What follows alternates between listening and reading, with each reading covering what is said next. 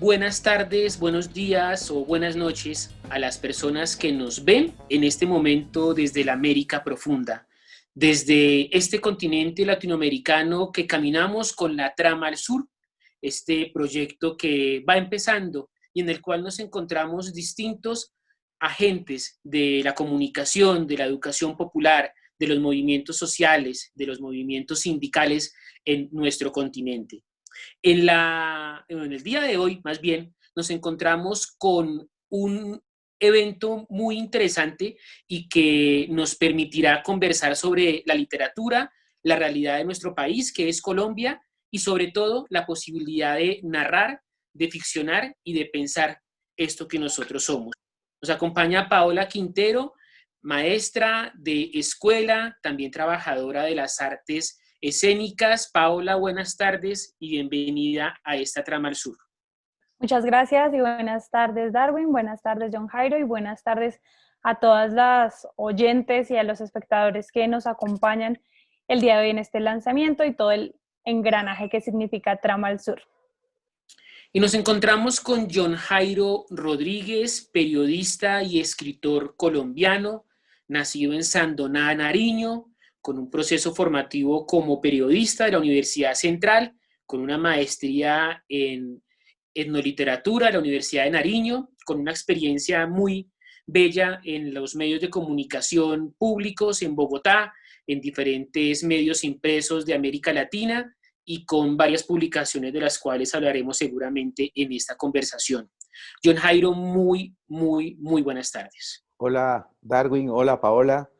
Gracias por abrir la posibilidad de este encuentro con motivo de hacer pública, digamos, la proyección de esta novela Purgatorio Country Club, que justamente trata de la violencia en Colombia, que ha sido uno de los temas que a mí me ha llamado mucho la atención para retratar en las obras literarias. Y bueno, nada, aquí estamos dispuestos para toda esta gente también de Trama al Sur que está pendiente de todo lo que sucede en Latinoamérica, pendientes para poder construir una conversación que pueda ser interesante para la gente. John Jairo, usted hace periodismo, escribe textos periodísticos y también escribe textos poéticos. ¿Qué significa hacer periodismo y escribir ficciones en un país como Colombia y en un continente como esta América Latina? Bueno, particularmente en Colombia, escribir a Colombia, digamos, es un reto siempre. Yo creo que desde el periodismo, desde la literatura, incluso desde otras posibilidades de géneros escriturales, es un reto porque es un país que viene sumido en una condición de guerra durante muchísimo tiempo y creo que ese es un reto grande que tenemos quienes decidimos dedicarnos a esta labor de la escritura, ¿no? Yo creo que el periodismo históricamente en Colombia ha hecho una labor importante dentro de la posibilidad de mostrar lo que sucede. La literatura también, como en algunos casos que pasan de igual manera en Latinoamérica.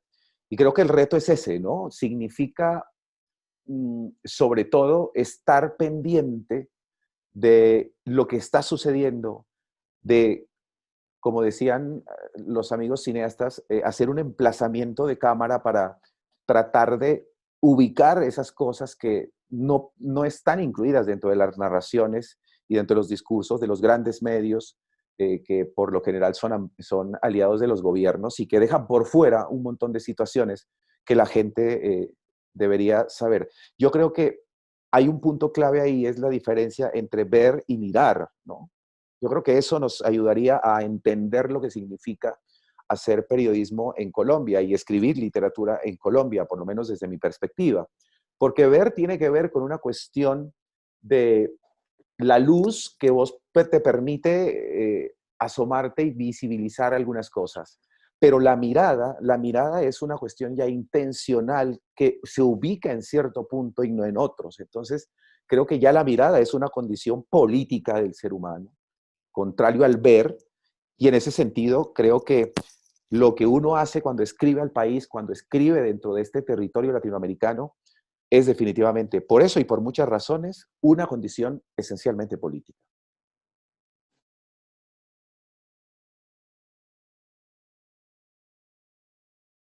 Esa diferencia entre ver y mirar, hago también o me hace reflexionar sobre los últimos hechos violentos, sobre toda la historia y que en realidad no es que no la conozcamos porque de una u otra manera nos enteramos de actos violentos, obviamente velados por los medios de comunicación.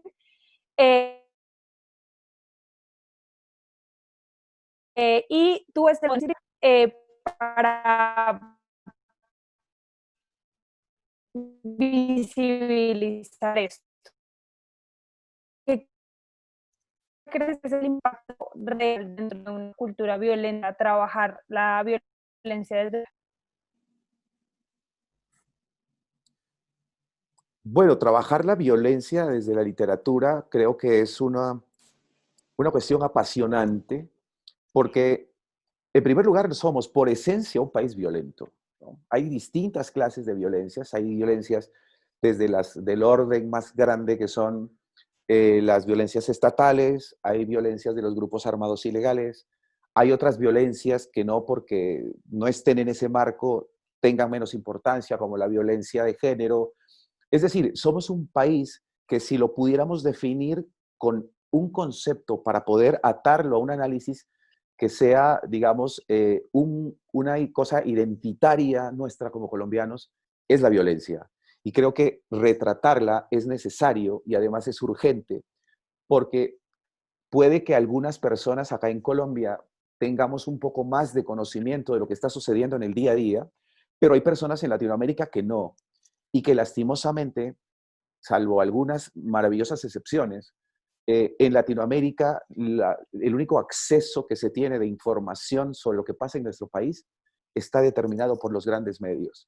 Y ya sabemos que esos grandes medios, que son empresas, y que en tanto empresas buscan un interés económico más allá de la información como un bien social, como una responsabilidad con la gente, creo que el reto también está ahí, en cómo poner a circular esas informaciones, esas construcciones narrativas en Latinoamérica y en el mundo, para que rompan esa autopista que está simplemente ocupada por los grandes medios, contra quienes yo tengo un montón de críticas y de cuestionamientos sobre cómo han informado históricamente lo que pasa en el país en relación con la violencia. John Jairo Rodríguez, escritor y periodista.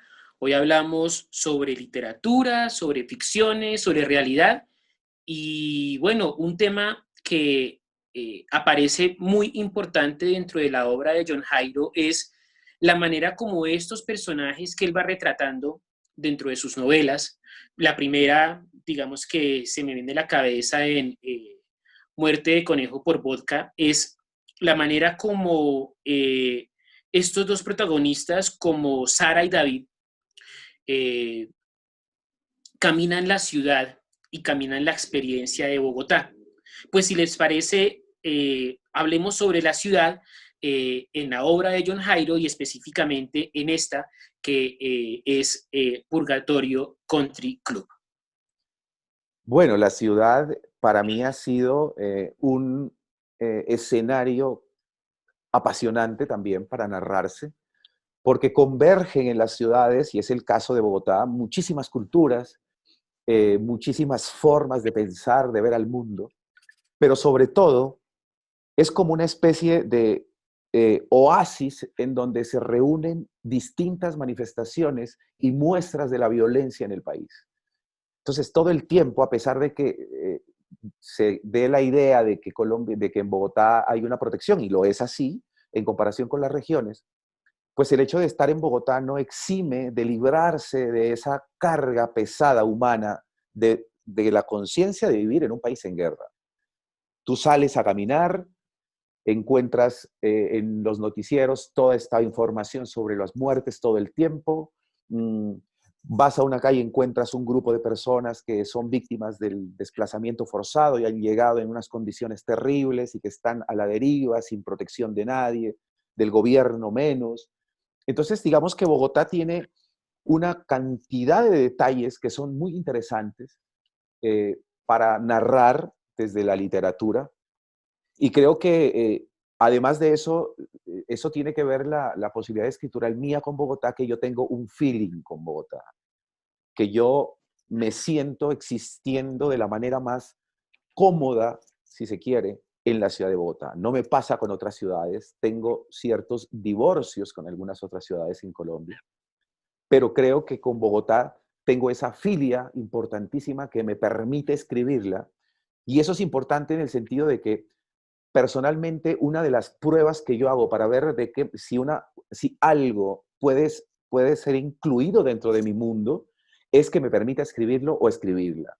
Y Bogotá me ha permitido eso. Otras ciudades no me lo han permitido por razones que a veces no se entienden, que no están dentro del campo racional, pero que suceden y son reales.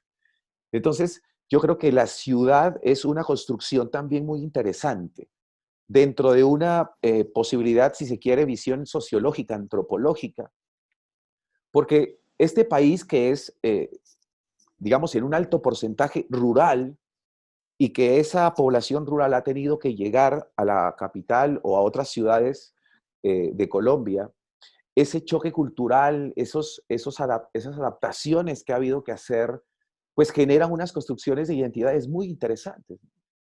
Y las identidades, en el fondo, no terminan siendo sino literatura. Es decir, uno es lo que uno puede contar sobre su vida. Y en ese sentido, pues termina siendo también literatura, ¿no? Y aquí es importante marcar esa diferencia, ¿no? O sea, tratar de entender que la literatura no es algo netamente ficcional o que es falso, sino que es la realidad contada de otra manera. Entonces creo que las ciudades permiten eso. Bogotá, por lo menos a mí, me ha permitido escribirla y lo he hecho desde el periodismo y desde la literatura también. Bogotá es el escenario en el cual se desarrolla la historia que está contándose en Purgatorio Country Club. ¿Qué le parece, Paola, si leemos un fragmento de esta novela que estamos lanzando en el día de hoy y de la cual conversamos con John Jairo Rodríguez? Bien, yo agradecida. Voy a leer el apartado 30. Eliseo, te recuerdo lo de Bob Dylan, el de Free Willing. Es ese disquito de Columbia que lo tiene a Dylan muy joven en la carátula, caminando, de chaqueta café y jeans azules, abrazado a una chica de abrigo y botas que sonríe, aferrada a él como si fuera su único lastre en el mundo. Te lo recuerdo porque sé de tu desmemoria para las joyas discográficas, cinematográficas o literarias. Y cualquier cosa me puede pasar menos perder ese acetato en el que está contenida la mitad de mi vida y la vida completa de mi padre, que está muerto. Yo sé que no estoy en mis 5 sentidos y que de las 20 o 30 horas que nos vimos la última vez, la verdad recuerdo muy poco. Y dentro de lo poco tengo presente ese disquito que ahora mismo no entiendo cómo se me ocurrió dejar en la casa de Humberto, en donde últimamente te la pasas casi siempre. Lo de mi padre te lo comento corto, puntual, sintetizado. Él viajó alguna vez a Nueva York. Cosas de angustia, de intentos de salirse de sí mismo, de mandar a la mierda el entorno evitándolo. Ya Bogotá no le hacía gracia, ni mi madre. Y en Niza, su territorio y su amor más grande estaban levantando ese centro comercial horrible que hasta ahora funciona. Fue allá en Nueva York en donde lo compró en una tiendita de rebajas. Cuando volvió, decepcionado de sí mismo y de la gran manzana, lo único que trajo fue ese disco. Y me lo heredó con muchas advertencias. Una de ellas era que no deje de escuchar nunca Blowing in the Wind para recordarlo a él, o para olvidarlo, o para levantarme, o para hundirme, o para lo que sea. Yo sé que no necesitas explicaciones, pero te voy a dar solamente una. Aquella vez que nos encontramos en la biblioteca Luis Ángel Arango, yo llevaba el disco en la mano. No sé si te acuerdas. Yo lo tenía conmigo y ni siquiera lo había guardado en la maleta por miedo a dañarlo o a quebrarlo. Esa tarde había quedado de verme con una amiga que tenía la vida pendiendo de un hilo muy delgado porque su novio la había borrado de su historia. Cuando me contó de su tristeza,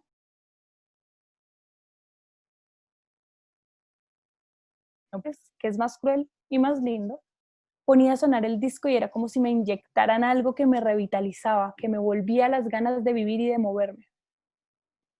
Yo iba para el apartamento de ella, pero vos me torciste el rumbo. La dejé plantada y me fui con vos a la casa de Humberto. Allí llegamos vos, yo, mi maleta y el disco. Y nos enfrascamos en una tertulia bellamente inútil que nos envolvió como un remolino y solo nos soltó unos días después a la madrugada.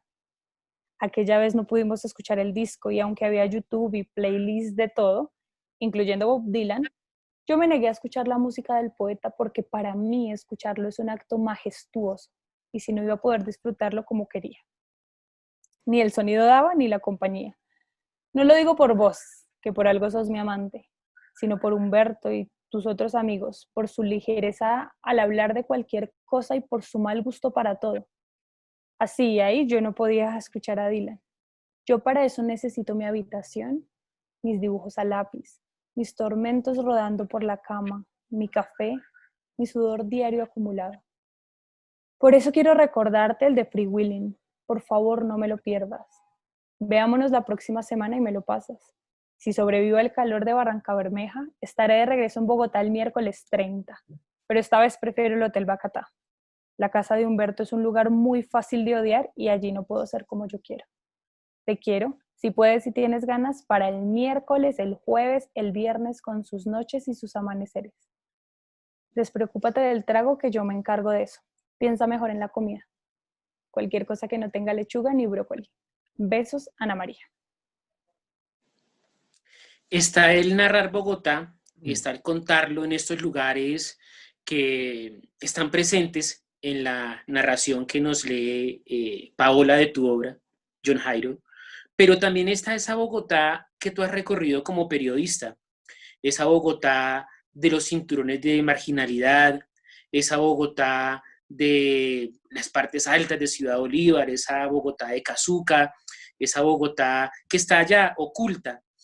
¿Por qué más allá de esa parte visceral, emotiva, que hace parte de tu historia con Bogotá, vale la pena contar, narrar y hacer periodismo en Bogotá? Bueno, digamos que vale la pena porque realmente el periodismo que se está haciendo en el país, salvo muy contadas excepciones, es una deuda que se tiene con el país. O sea, salvo muy poquitos medios, salvo muy poquitos periodistas que sí están haciendo un trabajo serio, comprometido con la comunidad y con la gente para que sepa lo que está pasando, lo demás es una completa vergüenza. Entonces creo que en estos contextos, cuando uno se da cuenta que los grandes medios tienen acaparados un montón de espacios en donde se visibilizan situaciones de la cotidianidad en Colombia y en Bogotá, pues creo que una de las posibilidades para poder hacerle contrapeso a esos discursos hegemónicos es hacer periodismo y poder contar, como lo decías, Darwin, esas historias de las personas que están en la periferia, que justamente fíjate que una de las localidades que acabaste de nombrar como Ciudad Bolívar, tiene un gran número de personas que han llegado a Bogotá por situaciones de violencia y que han tenido que acomodarse a una situación muy difícil, muy complicada, y que de paso han sido abandonadas por los gobiernos. Pues uno de los ejemplos más claros de eso es que en estos tiempos, en plena pandemia, después de que había una norma que decía que no se podía desalojar a nadie, por lo menos en este tiempo, nos dimos cuenta que familias en estas localidades periféricas y abandonadas, pues familias fueron desalojadas, abandonadas a su suerte.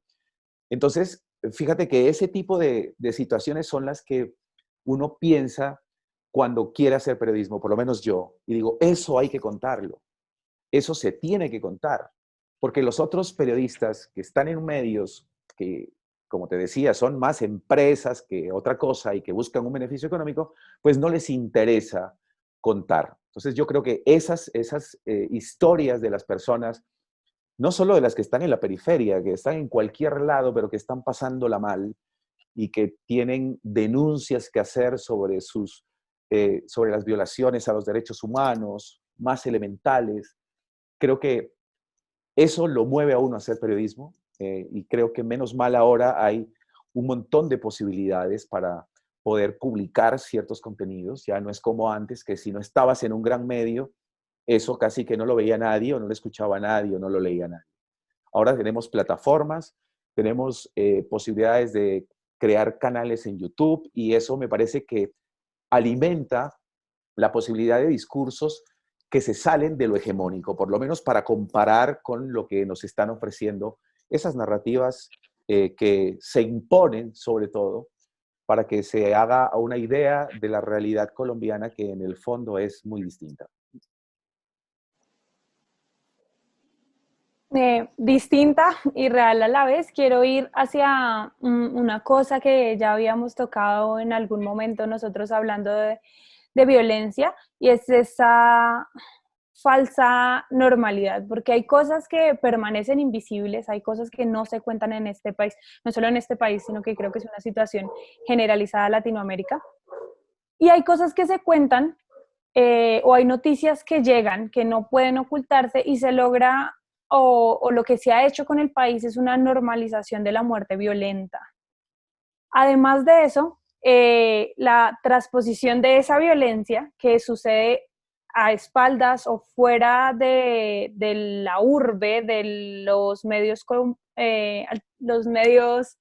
que manejan, ¿no? Los medios que llegan a una mayor cantidad de gente, los medios que están todo el tiempo botando esa información. Esa violencia que sucede en lo rural también llega a lo urbano, ¿no? Aquí, por lo menos en Bogotá, hay una transposición y hay una transformación con las condiciones de desplazamiento en la violencia. ¿Cuál sería como esa diferencia y cómo abordaste tú esa violencia a través de la novela y estos tres personajes? Bueno, digamos que la parte, ahora que mencionas esto de ese versus entre lo urbano y lo rural, por ejemplo. Creo que es importante mencionarlo, ¿no?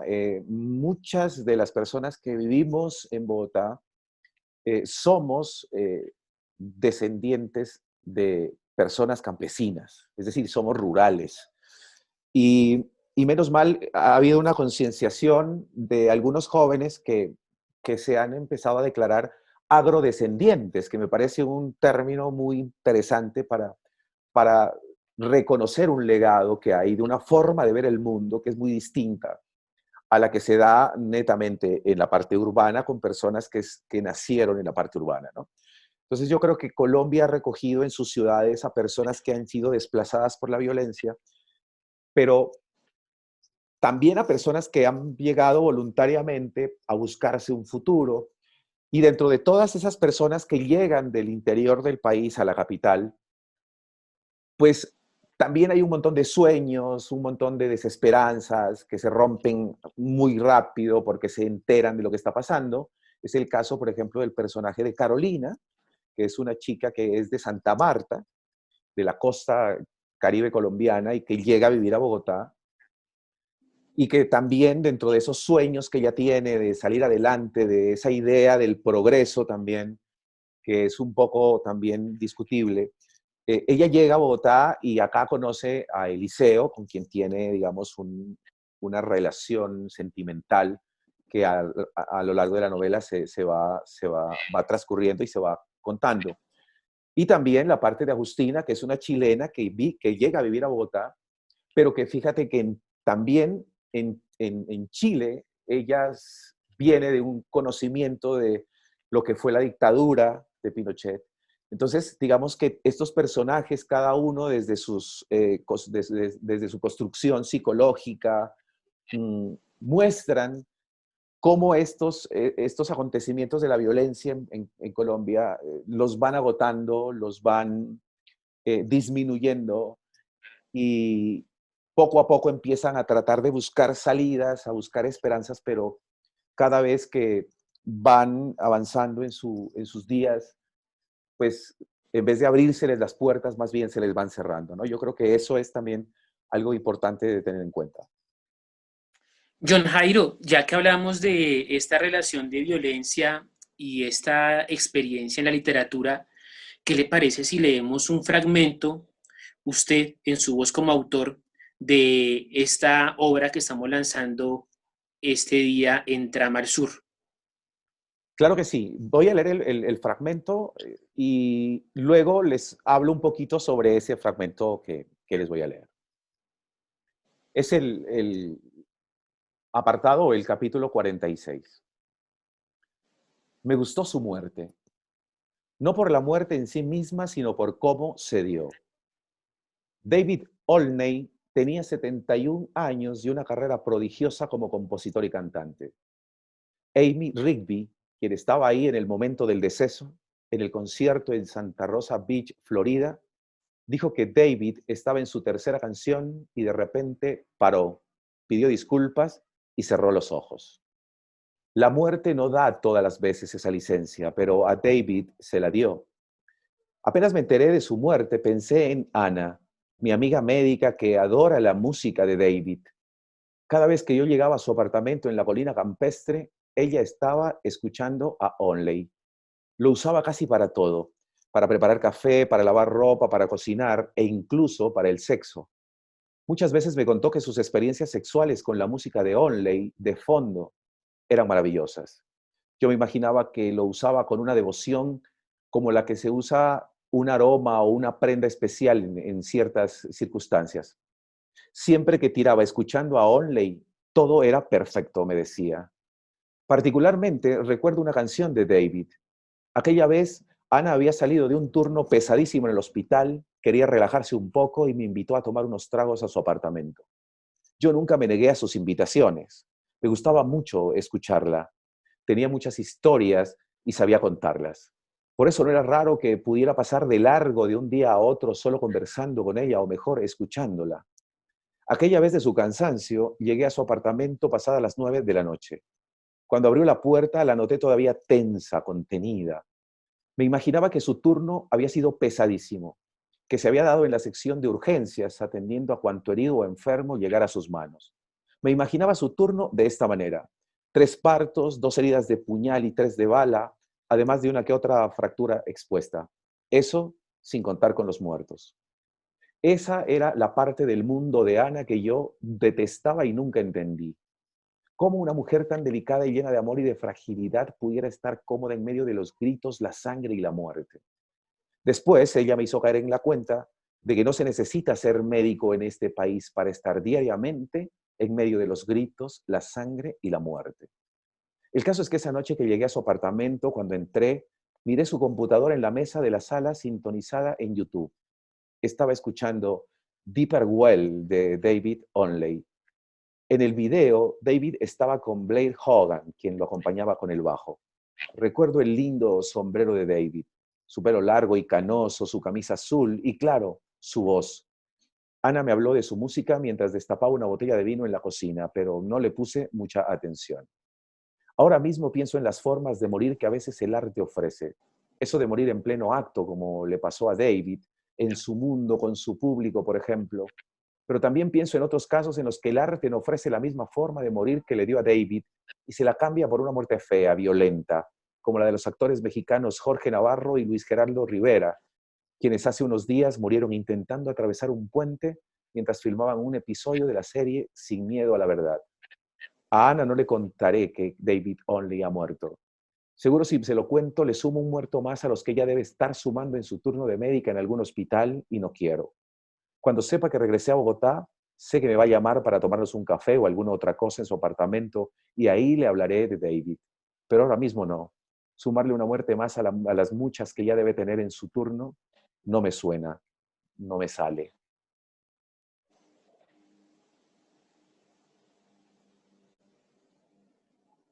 Bueno, digamos que ese es un capítulo en el que Eliseo, que es el narrador, reflexiona sobre la muerte, incluyendo otro tipo de muertes y en otros lugares, ¿no? Pero digamos que el concepto de la muerte está todo el tiempo como un común denominador en todas las narraciones que hace Eliseo y que está ahí, ¿no? O sea, le da tristeza sumarle una muerte más a las que ya su amiga Ana conoce todo el tiempo en su turno, en los turnos que hace como médica. Y entonces eso es importante también. La muerte está rondando todo el tiempo a los personajes que están incluidos en esta novela.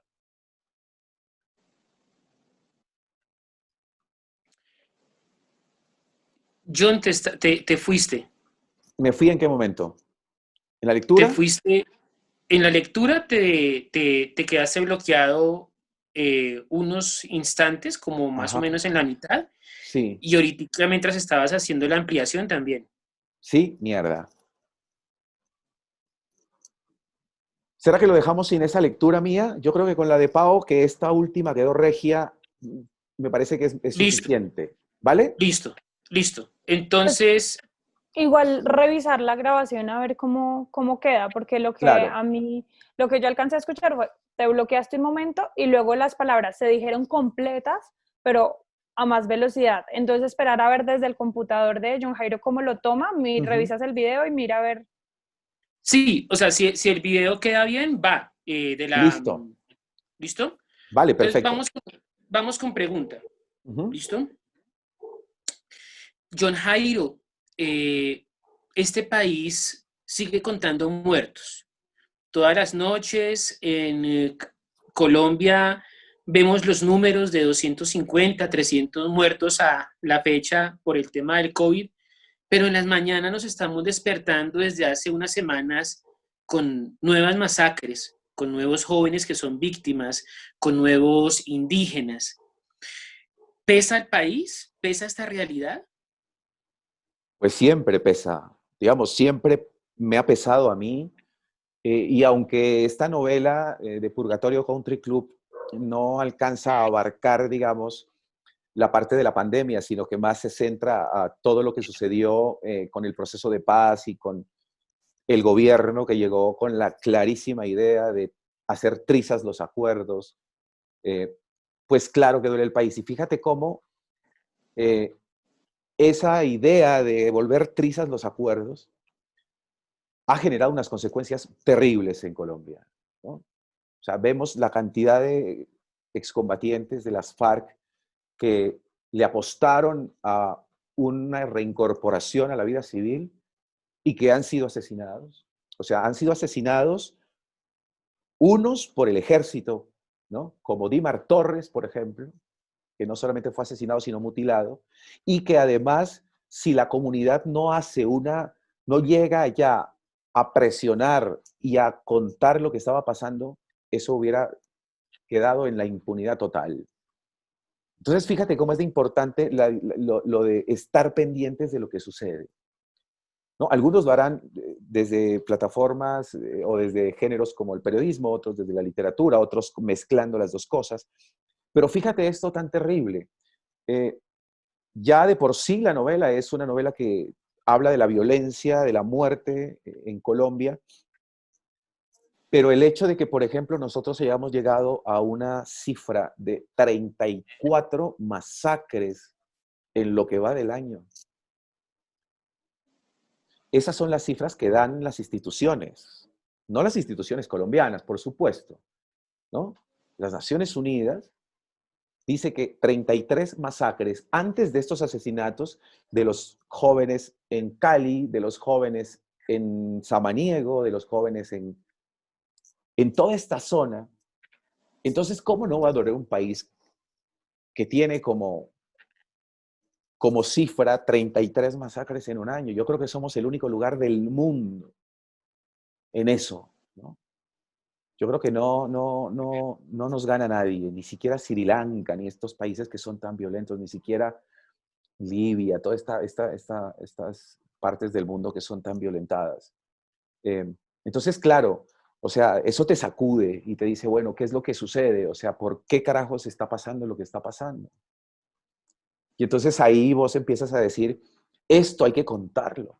O sea, el hecho de que nosotros tengamos ese número de masacres a estas alturas del año debería ser un escándalo en todos los medios.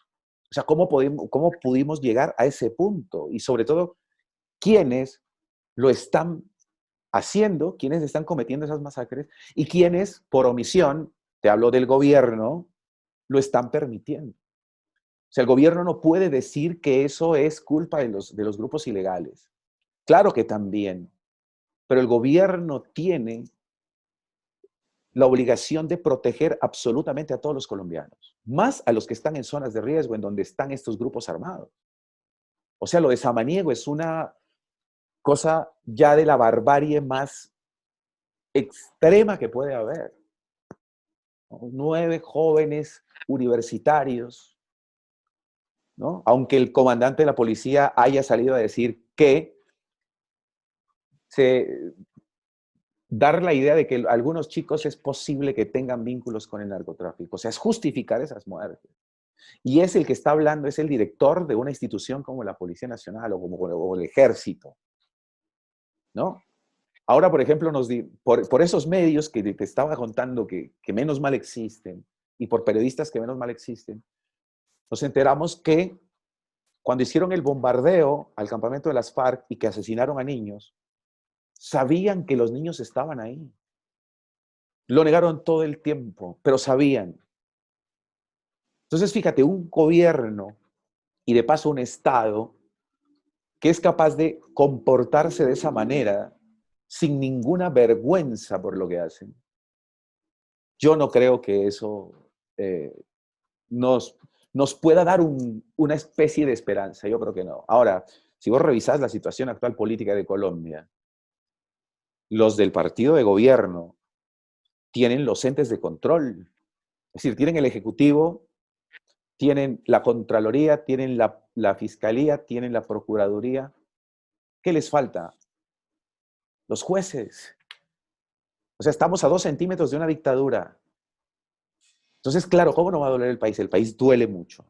Y duele mucho porque por este tipo de cosas, los que terminan pagando las peores consecuencias es la sociedad civil, que no tiene nada que hacer, que no tiene nada que ver en esas cosas. Entonces, claro que es un país que duele y por eso es que yo creo que durante muchísimo tiempo, para mí, el tema de escritura, no solamente en periodismo y en literatura, va a ser ese.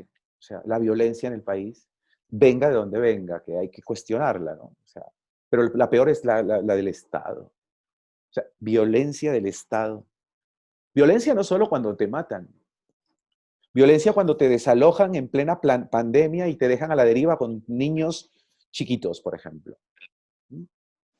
Que eso hizo la alcaldía de Bogotá acá en la pandemia, ¿no? Entonces, ese tipo de cosas también son violencias.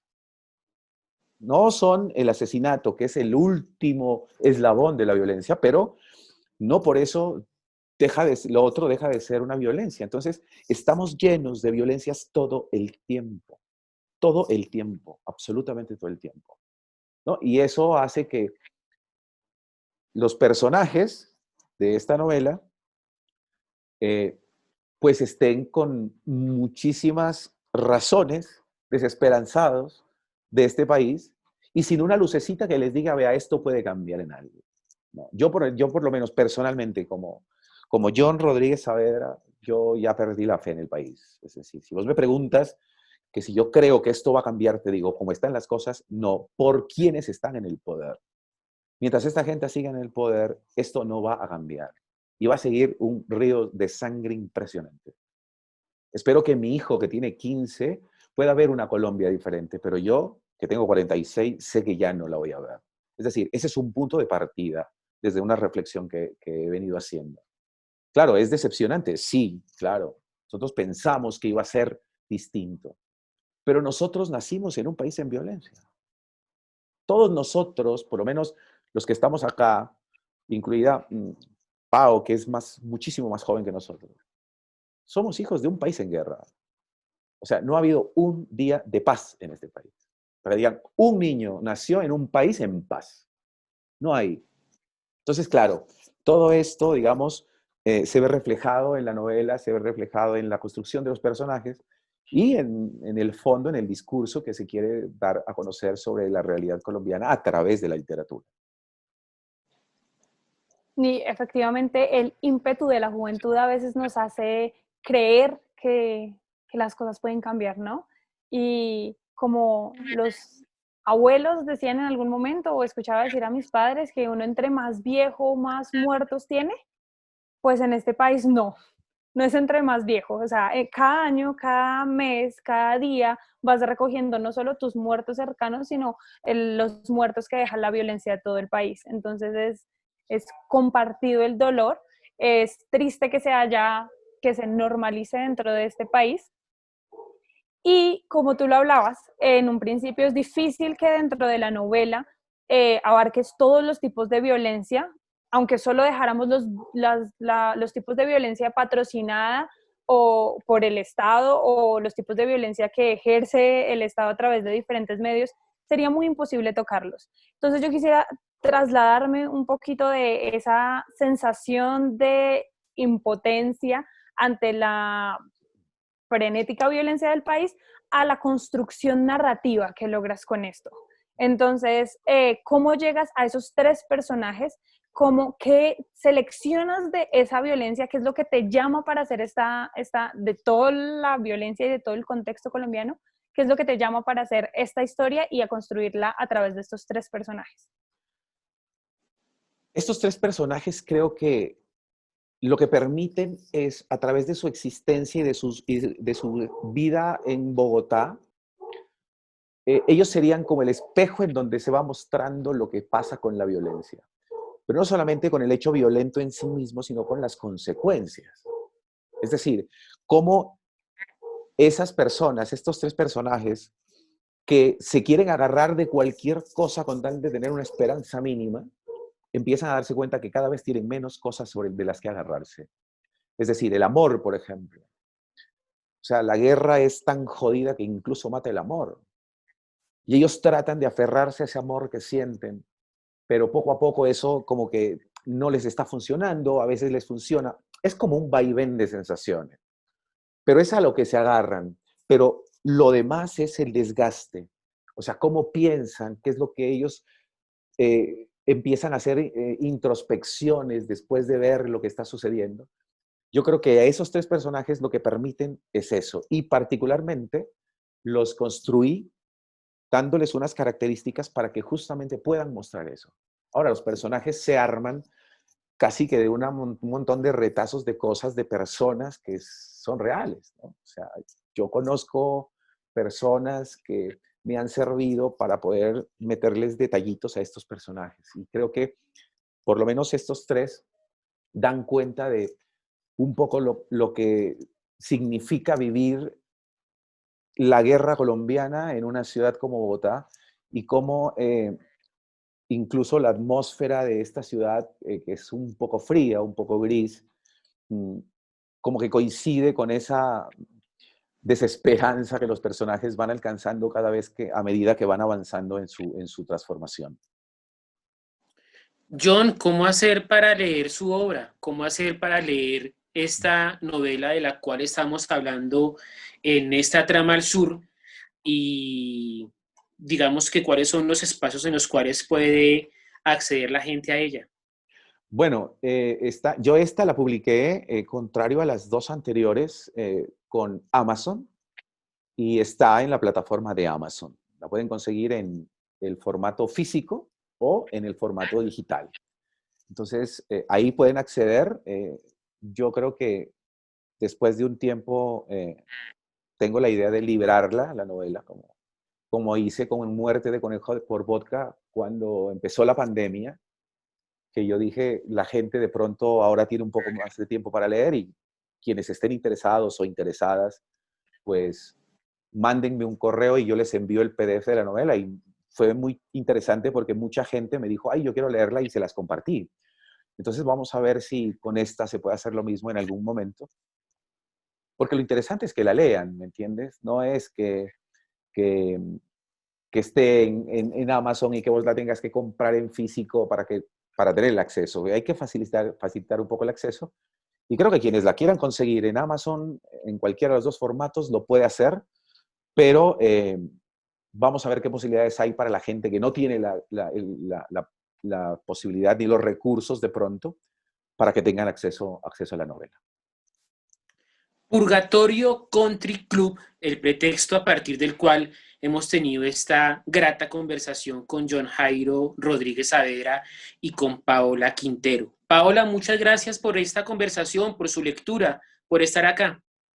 No, gracias a ustedes por la invitación. Me siento muy contenta de poder hablar de frente de la violencia y de todo este contexto que nos envuelve por ser de aquí a través del arte y de la literatura, que es otra de las cosas que me mueven mucho y a través de este proyecto tan interesante que es Trama al Sur. Así que muchas gracias a ustedes.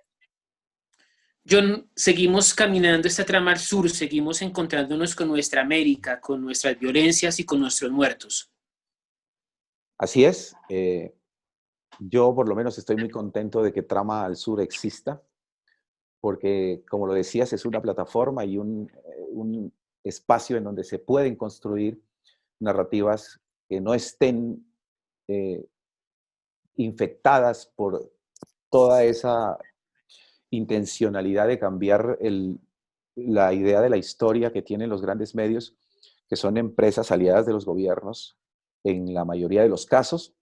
Y nada, pues felices de poder compartir con la gente de Latinoamérica a través de este canal todo esto que hemos estado hablando hoy y que, pues nada, ojalá podamos pronto comentar algunas cosas después de que las personas puedan leer la novela. Un encuentro desde la palabra, desde la amistad, desde los recorridos de la cotidianidad, de nuestras violencias y de nuestros dolores. Yo soy Darwin González y fue un gusto tener esta conversación. Ojalá puedan también multiplicarla y compartirla, porque se trata precisamente de esto, Trama al Sur. Muy buen día, muy buena noche, muy buena tarde.